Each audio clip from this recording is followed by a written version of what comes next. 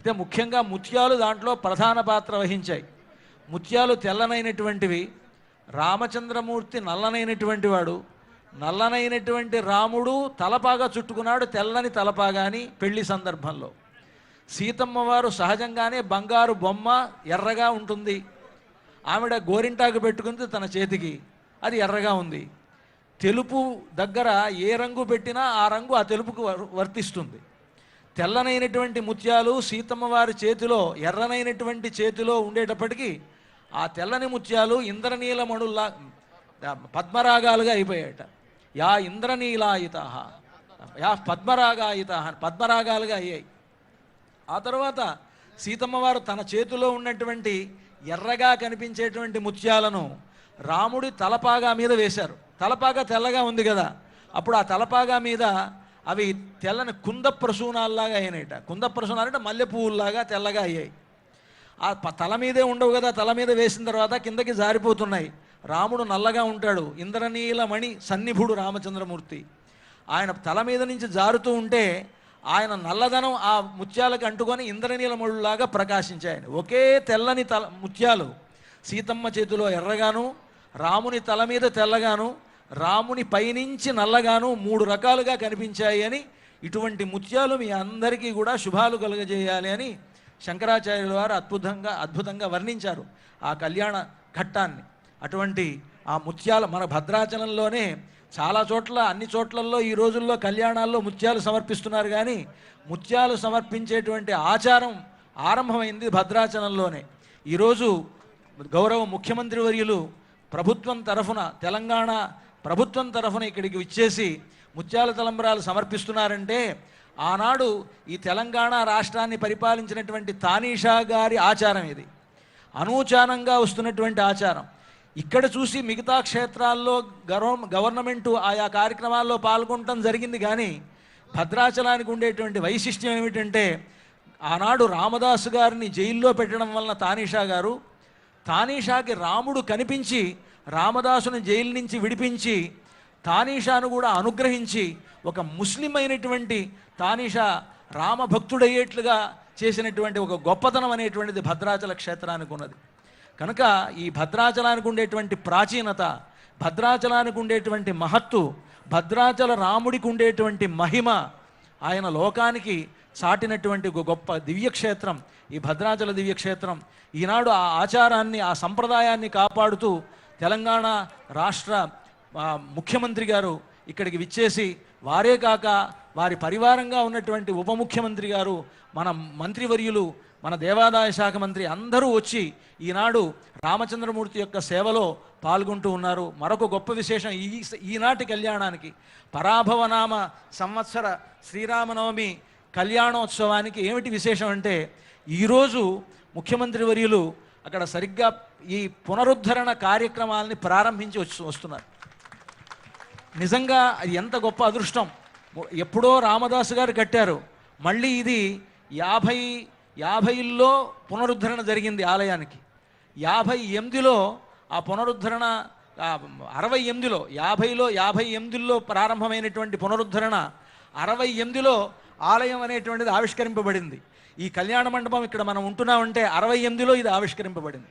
68లో ప్రారంభించబడింది. 50 నుంచి 54, 58 నుంచి పునరుద్ధరణ సంఘం ఏర్పడి ఈ ఆనాడు 68లో ఇది ప్రారంభించారు. ఆలయం కూడా ఈనాడు మనకు ఉన్నటువంటి స్ట్రక్చర్ అంతా కూడా ఆ రోజు ప్రారంభించబడింది. తిరిగి ఈనాడు అదేవిధంగా లోపల ఉండేటువంటి మూలమూర్తుల ఆలయం ఎలా జరగాలో అదేవిధంగా జరగాలి అని మన ఈనాడు రాష్ట్ర ప్రభుత్వం తరఫున ముఖ్యమంత్రి గారు మొదలైనటువంటి ఈ జిల్లా మంత్రులు మొదలైనటువంటి వారు ఎంతో కృషి చేసి ఇప్పుడు మనకి ఈ విధంగా 351 కోట్లు ఇప్పుడు మొట్టమొదటి విడతగా రిలీజ్ చేశారు. గొప్ప విషయం. రాబోయేటువంటి సంవత్సరం మనకి గోదావరి పుష్కరాలు, ఆ పుష్కరాలకు సంబంధించినటువంటి ఏర్పాట్లతో పాటుగా భద్రాచల ఆలయంలో చుట్టూ ఉండేటువంటి మండపం అంతా కూడా నల్లరాతి కట్టడంతో, లోపల ఉండేటువంటి చుట్టూ ఉండేటువంటి ఆలయాలన్నీ కూడా రాతి ఆలయాలతోటి, ఇవన్నీ కూడా గొప్ప ప్లాన్ తోటి సిద్ధం చేశారు. మొత్తం మీద 587 కోట్లు, సుమారుగా 600 కోట్ల బడ్జెట్ తోటి త్వరలో భద్రాచలం నిత్య నూతనంగా అత్యద్భుతంగా తయారవబోతున్నది. ఇటువంటి ఒక గొప్ప సేవ మనకి మన ప్రభుత్వం తరఫున ముఖ్యంగా మన ముఖ్యమంత్రి గారికి లభించడం అనేటువంటిది రామచంద్రమూర్తి యొక్క పరిపూర్ణమైనటువంటి అనుగ్రహంగా నేను భావిస్తూ వారికి సకల శుభాలు రామచంద్రమూర్తి కలుగజేయాలని దేవస్థానం తరఫున ప్రార్థిస్తున్నాను. క్షీరేణ ప్రక్షాళ్య విరవదాయ క్షీరఘృతపాణినా విరవస్కేర్య సామ్రాజ్యమితి శిరసి నిక్షిపేత్. ఓం ప్రజాపతిస్త్రియాం యశః ముష్కయో రజధాత్సవం కామస్య తృప్తిమానందం తస్యాగ్నే భాజయేహమా మోదః ప్రమోద ఆనందః ముష్కయోర్నిహితः సవః తృప్వేవ కామస్య తృప్యాణి దక్షిణానాం ప్రతిగ్రహే మనసశ్చిత్తమాకూతిం వాచः సత్యమసేమహే పశూనాం రూపమన్నస్య యశశ్రీశ్రగితాం మయీ యథాహమస్యా తృప్తగ్స్త్రియై పుమాన్ యథాస్తే తృప్యతే పుంసి ప్రియే ప్రియా ఏవం భగస్య తృప్యాణి యజ్ఞస్య కామ్యః ప్రియః దదామీత్యగ్నిర్వదతే హంతే వాయురాదత్ హంతేతి సత్యం చంద్రమాః ఆదిత్యः సత్యమోమితి ఆపస్తత్ సత్యమాభరన్ యశో యజ్ఞస్య దక్షిణా. ఓం సామ్రాజ్యం భోజ్యం స్వరాజ్యం వైరాజ్యం పారమేష్ట్యగం రాజ్యం మహారాజ్యమాధిపత్యమయం. ఓం శ్రియో మే కామః సమృద్ధ్యతా ధర్మో మే కామః సమృద్ధ్యతా పశవో మే కామః సమృద్ధ్యతా యజ్ఞో మే కామః సమృద్ధ్యతా. ఓం ధ్రువంతే రాజా వరుణో ధ్రువం దేవో బృహస్పతిః ధ్రువంత ఇంద్రశ్చాగ్నిశ్చ రాష్ట్రం ధారయతాన్ ధ్రువం. అక్షదారోపణ ముహూర్త సుముహూర్తోస్పతి భవంతో మహాంతో అనుగృహంతో రోపణ ముహూర్తోస్తు. జయ బోలో రామచంద్ర భగవాన్ కి రాజిత సీతామాయికి లక్ష్మణ స్వామికి పవనసుత హనుమానికి జై శ్రీరామ్. భద్రాద్రి రామ గోవింద భక్త రామదాస వరద గోవింద. అక్షతారోపణ అయింది. ఇప్పుడు దేవాలయాలు తిరుమల తిరుపతి దేవస్థానం నుండి స్వామివారికి కళ్యాణ సందర్భంగా పట్టు వస్త్రాలు అక్కడి నుంచి మాలిక వీటన్నిటి కూడా మర్యాదగా తీసుకొచ్చారు. ఆ తర్వాత శ్రీమన్నారాయణ జీయర్ స్వామి వారు, అదేవిధంగా శృంగేరి పీఠాధిపతులు, రామదాసు వంశస్థులు, తూము నరసింహదాస్ గారి వంశస్థులు వీరంతా కూడా స్వామివారికి కళ్యాణ సందర్భంగా పట్టు వస్త్రాలను సమర్పిస్తున్నారు. ముందుగా తిరుమల తిరుపతి దేవస్థానం వారు.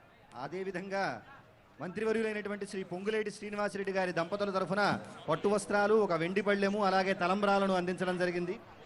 అలాగే బత్తుల శివధర్ రెడ్డి గారు, బత్తుల హేమలత, శ్రీనివాస్ శాంతి గారు కూడా అందించడం జరిగింది. అదేవిధంగా శ్రీ జస్టిస్ పమిడిగంటం కోదండరామయ్య గారు స్థాపించిన పీతాంబరం ట్రస్ట్ ద్వారా శ్రీ శృంగేరి శారదామఠం ద్వారా చదివించిన పట్టు పీతాంబరములను ఇచ్చిన వారు పమిడిగంటం శ్రీ రఘురాం గారు. అలాగే భక్తరామదాసు గారి పేరుతో శ్రీ రాముల వారికి అంబాసత్రం వెంకటరమణ హరిదాసు గారు అమ్మవారికి సమర్పిస్తున్నటువంటి పత్రు వస్త్రాలు. అదేవిధంగా శ్రీ శ్రీ శ్రీ గణపతి సచ్చిదానంద స్వామి వారు మైసూరు దత్తపీఠం వారు పట్టు వస్త్రాలను, ముత్యాల తలంబ్రాలను సమర్పించారు. వాటన్నిటినీ కూడా ఇప్పుడు స్వామివారికి సమర్పించడం జరుగుతున్నది. జై శ్రీరామ్.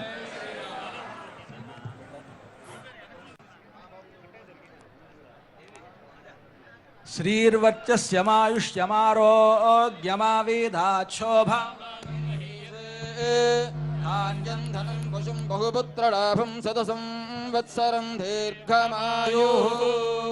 శ్రీ శ్రీనివాస ఈశానాం జగదోస్య వెంకటపతేర్విష్ణోః పరాం ప్రేయసీం తద్వక్షస్థల నిత్యవాసరజికాం తత్క్షాంతి సంవర్ధినీం పద్మాలంకృత పాణిపల్లవయుగాం పద్మాసనస్థాం శ్రియం